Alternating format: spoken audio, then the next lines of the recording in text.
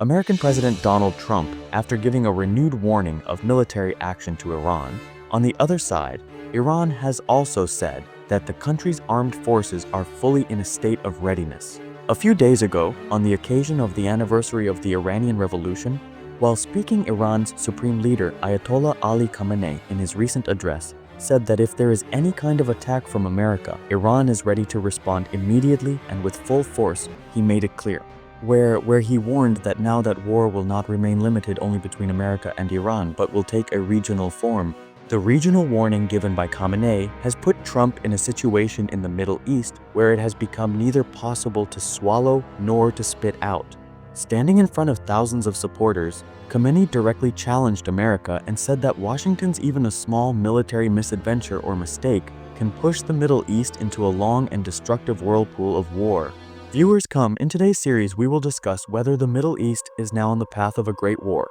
Is the regional warning given by Iran's Supreme Leader Khamenei only a threat or a signal of a great war? Today we will have a special discussion on this. The war of words between America and Iran is not limited only to speeches. Both sides are at the final stage of war. Recent developments confirm that Washington is displaying unprecedented military power to create maximum pressure on Iran. America has deployed the aircraft carrier USS Abraham Lincoln to establish its strategic influence in this region, which is located at a very short distance from where strikes can be launched on Iran's main territory. The presence of this warship alone sends a big military message because an aircraft carrier comes with dozens of fighter jets and advanced defense systems. According to the American Department of Defense, the Pentagon, this deployment has been made in response to possible threats from Iran and for the security of allied nations. How dense America's military presence is in this region becomes clear from the number of warships deployed there. Currently in the Persian Gulf and surrounding areas, America has deployed 6 destroyer ships, 1 massive aircraft carrier, and 3 coastal combat ships. These ships are equipped with advanced missile systems, radar, and surveillance equipment. President Donald Trump has proudly described this as the world's most powerful and massive fleet of ships. Trump's strategy is clearly visible. By militarily surrounding Iran, he wants to force it to come to the negotiation table on his terms. Referring to Operation Midnight Hammer, just as it had previously dealt a blow to Iran's nuclear capability, he said another beautiful armada is now moving toward Iran, increasing psychological pressure. The warning of Supreme Leader Khamenei was given on the occasion of the anniversary of the Iranian Revolution, standing in front of thousands of supporters and directly challenging America. Iran's Supreme Leader Ayatollah Ali Khamenei said that if there is any kind of attack from America, Iran will respond immediately and with full force. But he warned that this war will not remain only between America and Iran, but will take a regional form. The latest warning of Iran's Supreme Leader Ayatollah Ali Khamenei has made the geopolitical environment of the Middle East extremely serious and sensitive. This warning given by Khamenei to America is not just a political speech, but rather clearly reflects Iran's military preparedness and regional influence. Khamenei has said that if America carries out any kind of military strike on Iranian territory, the response will not remain limited within Iran. It will take the form of a regional war, activating Iran's axis of resistance spread across Lebanon, Syria, Iraq, and Yemen. The main objective of this warning is to make America and its allied nations understand that the cost of attacking Iran will be very expensive and it will destabilize the entire security balance of the Gulf region. The factor that makes this regional fear even more serious is Iran's missile capability. According to a report by the Washington Post, Gulf nations have secretly warned American officials that Iran's missile program is still secure and extremely lethal. Although some of Iran's long-range capabilities were damaged in last year's 12-day brief war with Israel, its short and medium-range missiles and anti-ship missile stockpiles remain safe. Iran has clearly indicated that if it is encircled, it can target dozens of American military bases in neighboring countries and tens of thousands of American soldiers stationed there. For this reason, countries like Qatar and Saudi Arabia have requested America not to use their land to attack Iran because they know that Iran's first retaliation will be on their own territory.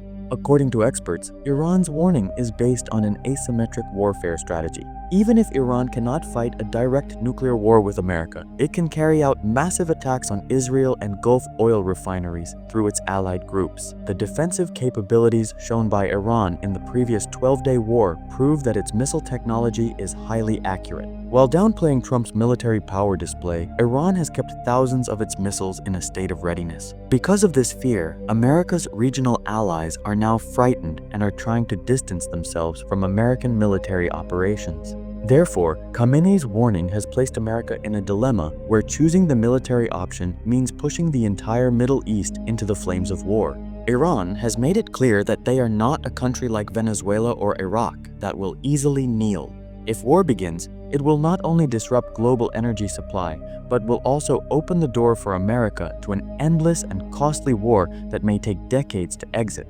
Therefore, Khamenei's threat of regional war has become the biggest psychological pressure forcing the Trump administration to choose a diplomatic agreement. Gulf nations' concern and neutrality. The rising military tension between America and Iran has placed neighboring Persian Gulf countries in an extremely difficult strategic dilemma. Recent diplomatic developments show that this time, Saudi Arabia, United Arab Emirates, Qatar, and Kuwait have adopted a very different and cautious policy compared to the past. They are trying to keep themselves away from American military operations and are choosing the path of neutrality. These nations have clearly told American officials that their land or airspace will not be used for any military attack against Iran. This decision has dealt a major blow to Washington's regional military strategy because America has always considered these countries as its main base areas against Iran. The main reason for Gulf nations' concern is the threat to their economic prosperity and stability. In the past 2 decades, especially after the Iraq War, these countries have achieved unprecedented economic development in tourism, technology, and infrastructure. Cities like Doha and Riyadh have now become global centers of trade and investment. If war breaks out between America and Iran, these shining cities and oil refineries will become the first targets of Iranian missiles. Gulf nations know very well that Iran's missile capability is in many cases more powerful than their defense systems. Last year's incident in which Qatar had to face Iranian missiles has created deep psychological fear among them. They understand that even if America wins the war, the destructive cost will be paid geographically by the nearby Gulf countries themselves. For this reason, Gulf nations have now emerged as the main mediators between America and Iran. Countries like Oman and Qatar are secretly exchanging messages between Washington and Tehran so that any miscalculation does not turn into war. They have warned the Trump administration that Iran's missile program is still secure and can cause irreparable damage to Gulf energy centers. For Gulf countries, peace in the region is essential to attract foreign investment and skilled manpower. Even a small spark of war can drive away foreign investors and destroy ambitious economic plans like Vision 2030. On the other hand, Gulf nations are also trying to balance their relations with Iran. They know that America can leave the region at any time, but Iran will always remain their neighbor. Therefore, Gulf nations are putting strong pressure on America to seek a diplomatic agreement rather than military action against Iran.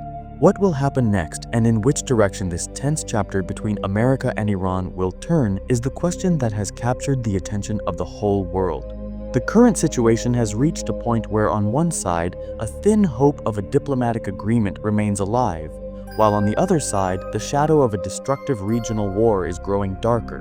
Now the future will be decided by who blinks first. If both sides do not abandon their ego and choose a middle path, the end of this Middle East power game will not be pleasant. Otherwise, we will witness a war where there will be no winner, only destruction. Viewers, how did you like today's series? Please tell us in the comments. Also, if you liked today's series, do not forget to like and share and subscribe to our channel, and also press the bell icon so that you receive information about our new videos first. That's all for today.